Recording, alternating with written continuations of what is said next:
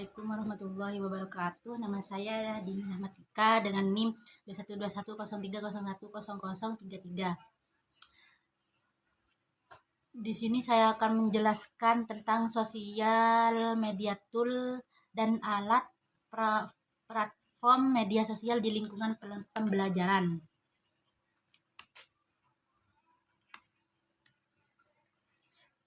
Yang pertama yaitu pendekatan kreatif untuk menerapkan media sosial di kelas.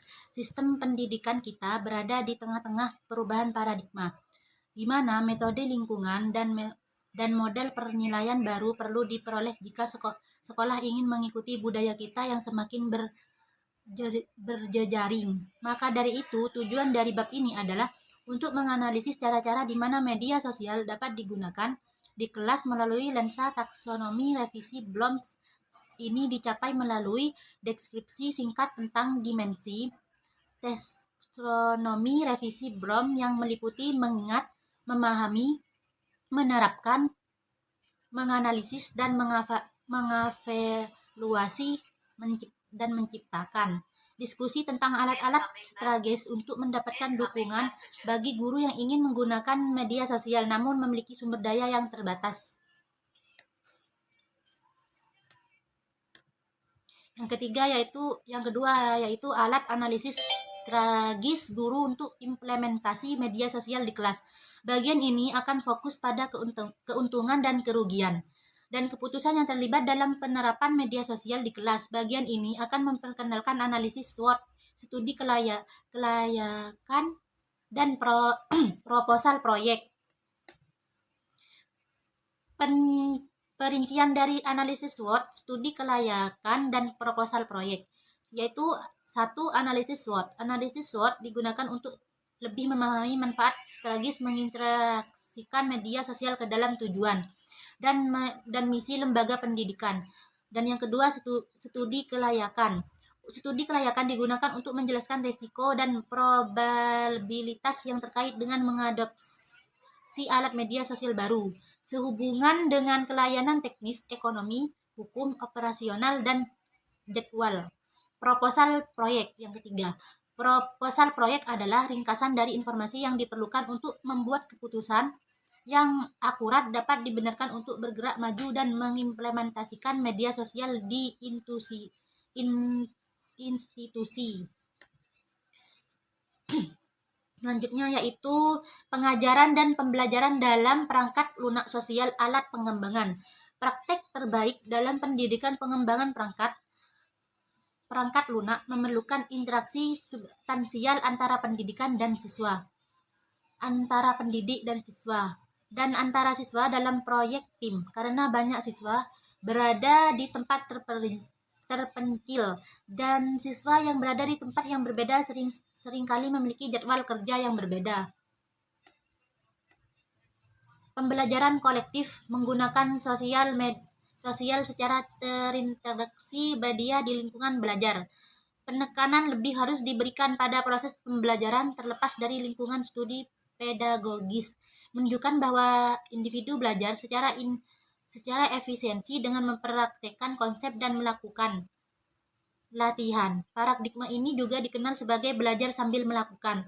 Awalnya diusulkan sebagai konsep dalam teori ekonomi evaluasi. Belajar sambil melakukan mengacu pada kemampuan individu untuk meningkatkan produktivitas tindakan mereka dengan praktek menyempurna diri dan melalui inovasi kecil. Ini memiliki berbagai aplikasi mulai dari menjelaskan efek inovasi dan perubahan teknis hingga menjelaskan peningkatan pengembalian modal manusia yang diwujudkan.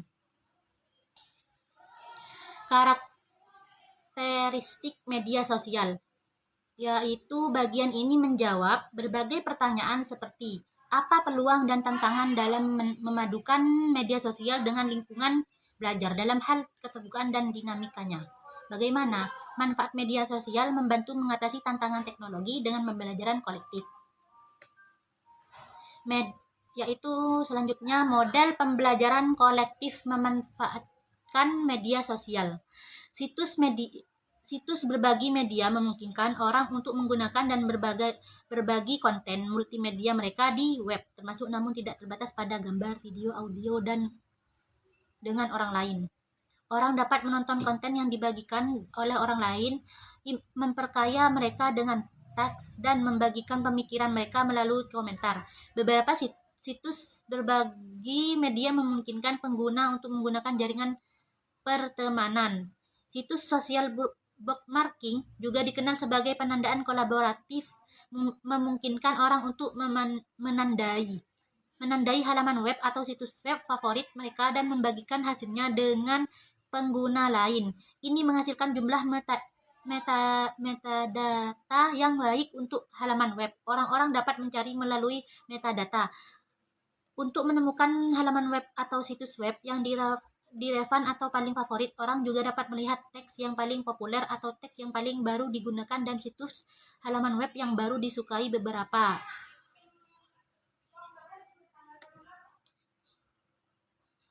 Selanjutnya yaitu studi kasus, upaya pembelajaran kolektif untuk berkembang, sebuah artikel di media sosial. Pada bagian ini, studi kasus disajikan untuk menunjukkan penerapan model, kelayakan, utilitas, dan keberhasilan.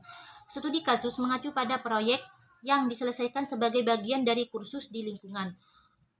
Proyek ini adalah untuk secara kolektif mengembangkan artikel tentang teknologi media sosial. Siswa diberikan kuliah dasar tentang teknologi media sosial sebagai sebagian dari fase konseptualisasi, termasuk berbagai kategori, fungsi, harapan, tujuan, dan perjangkauan. Selanjutnya ialah paradigma pembelajaran baru, kursus terbuka versus strategi tradisional, paradoks pembelajaran dan pengembangan ide kreatif saat ini. Konteks pembelajaran saat ini, literatur akademik dan penelitian telah membahas proses pembelajaran individu secara luas. Namun, teknologi baru telah menggunakan cara generasi baru belajar. Untuk tujuan bagian ini, beberapa asumsi umum tentang bagaimana pendidikan, terutama terstruktur dan terorganisir, dan bagaimana ini telah berkembang dan mengarah pada metode dan praktik pembelajaran yang baru yang akan datang. Selanjutnya yaitu paradigma pembelajaran baru. Sebagai konsekuensi dari kelemahan sistem pembelajaran tradisional, program pendidikan baru berdasarkan model pembelajaran baru telah diperkenalkan. Selanjutnya yaitu pembelajaran signifikan, konteks kolaboratif, dan peta konsep. Pembelajaran yang signifikan terjadi ketika informasi baru diperoleh dengan upaya yang disengajakan di pihak pelajar untuk mengikat informasi baru dengan konsep atau proposisi relevan yang sudah ada sebelumnya. Dalam struktur kognitifnya, pembelajaran yang signifikan telah didefinisikan sebagai pembelajaran yang membutuhkan semacam perubahan dan relevansi yang langgeng dalam kaitannya dengan kehidupan pembelajaran.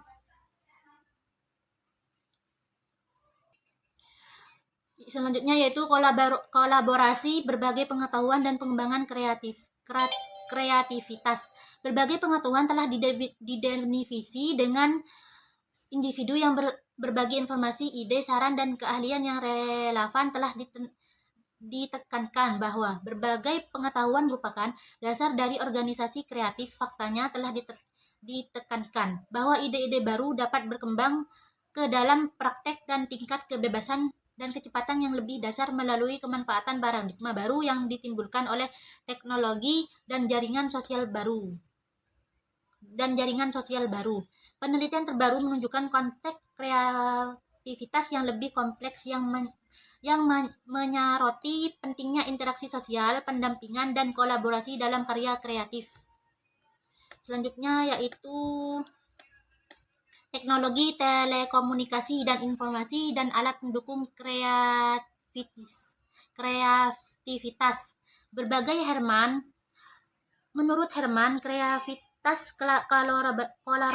kolaboratif adalah proses di mana individu yang mewakili berbagai perspektif berkomunikasi, mengajarkan materi bersama dan mendokumentasikan hasil bersama mereka. Proses ini membutuhkan fase alternatif, refleksi individu, kontribusi, dan sangat simultan di mana peserta mencoba menghasilkan dan mensinergikan ide sehingga hasilnya baru dan berguna di bidangnya, memberikan dukungan teknis yang kuat untuk kreativitas kolaboratif, tetapi itu menjadi tugas yang kompleks karena fakta bahwa aktor yang berinteraksi mungkin memiliki latar belakang dan pola atau struktur komunikasi yang beragam. Herman juga menguraikan 3 faktor utama yang harus dipertimbangkan: karakteristik pribadi aktor, konteks di mana ide-ide dapat berkembang, dan proses di mana ide-ide berkembang. Yang terakhir yaitu evaluasi paradigma pembelajaran.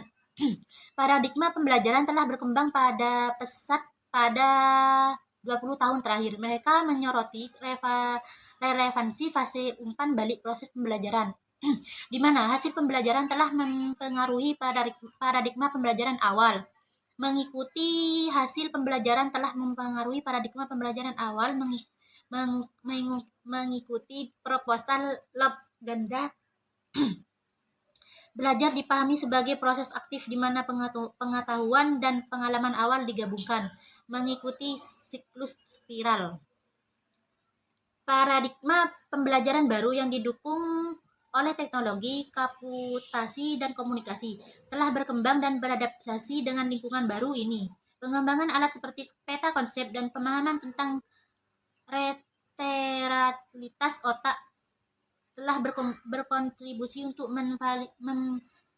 memfasilitasi fase pembelajaran abstrak dan konseptualisasi. Fakta ini dikombinasikan dengan pemahaman yang lebih baik tentang motivasi pelajar.